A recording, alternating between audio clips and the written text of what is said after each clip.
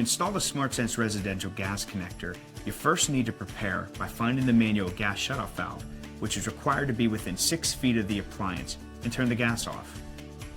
You'll need to remove any existing connector or fitting, and using a soft bristle scrub brush, clean the gas supply pipe and valve to make sure you have a tight connection. Our first goal is to attach the SmartSense valve to the gas supply shutoff valve, and then the appropriate adapters to the appliance. You'll attach the SmartSense valve to the gas supply line. You need to apply thread sealant with your brush to the male MPT side right here. You then thread the SmartSense valve into the gas shutoff valve, just tightening by hand. Hold the gas shutoff valve with one wrench, and with the other, turn the SmartSense valve in a clockwise rotation. To connect your adapter, you have two options. So one of these will fit, and you can feel free to discard the other one.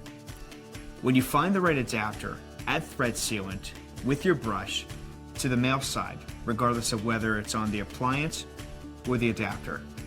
To connect your adapter to the appliance, defer to the appliance manufacturer's install instructions. Next, you'll need to connect the Dormont SafetyShield yellow gas connector. On the gas supply side, make sure the end of the connector is straight, and then use 2 wrenches to finalize the fit. Note, thread sealant is never used during this connection step. Now connect to the appliance side and hand tighten as much as possible before finalizing the fit with your 2 open-end wrenches.